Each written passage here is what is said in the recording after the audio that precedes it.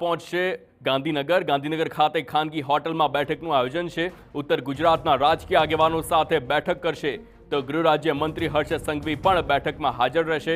સ્થાનિક આગેવાનો સાથે વર્તમાન રાજકીય પરિસ્થિતિનો તાગ મેળવશે। અગાઉ ગૃહ રાજ્ય મંત્રીએ પણ ઉત્તર ગુજરાતમાં યોજી હતી બેઠકો। ક્ષત્રિય આંદોલન ઉપરાંત પીએમ નરેન્દ્ર મોદીના પ્રવાસને લઈને પણ ચર્ચા થઈ શકે છે।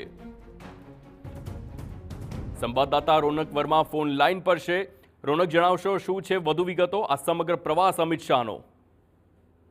ગૃહ અને સહકારિતા મંત્રી ગુજરાત પ્રવાસે પહોંચી ચૂક્યા છે અને અમદાવાદ એરપોર્ટ પર પહોંચ્યા બાદ તેઓ ગાંધીનગરના પથિક આશ્રમ પાસે આવેલી એક ખાનગી હોટલમાં પહોંચ્યા છે, જ્યાં તેઓ ઉત્તર ગુજરાતના આગેવાનો સાથે બેઠક કરશે। મહત્વનું છે કે આ બેઠકમાં ગૃહ રાજ્ય પ્રધાન હર્ષ સંઘવી પણ હાજર રહેશે અને સાબરકાંઠા સહિતના જે વિસ્તારો છે ત્યાંની જે રાજકીય પરિસ્થિતિ ઊભી થઈ છે તેને લઈને જે તમામ ચર્ચાઓ છે તે બેઠકમાં કરવામાં આવશે। પાછલા દિવસમાં વાત કરીએ તો ગૃહ રાજ્ય પ્રધાન હર્ષ સંઘવી સતત ઉત્તર ગુજરાતમાં ખાસ કરીને સાબરકાંઠામાં પ્રવાસ કરતા રહ્યા છે અને જે પ્રકારે રાજકીય પરિસ્થિતિ ઊભી થઈ છે તેને લઈને હવે જે ચર્ચાઓ છે, બેઠકોનો દોર છે તે શરૂ થઈ રહ્યો છે। ક્યાંક ને ક્યાંક ડેમેજ કંટ્રોલની પણ વાત અત્યારે સામે આવી રહી છે અને એ જ ડેમેજ કંટ્રોલ કરવા માટે હવે ખુદ કેન્દ્રીય ગૃહ અને સહકારિતા મંત્રી પહોંચ્યા છે, ત્યારે હવે થોડીક જ વારમાં જે બેઠક છે તેની શરૂઆત થશે અને તમામ જે પરિસ્થિતિઓ છે તેની ચર્ચા થશે। મહત્વનું છે કે આવતીકાલ અને પરમ દિવસે જે વડાપ્રધાન છે તેઓ પણ ગુજરાત પ્રવાસે આવી રહ્યા છે અને વડાપ્રધાનને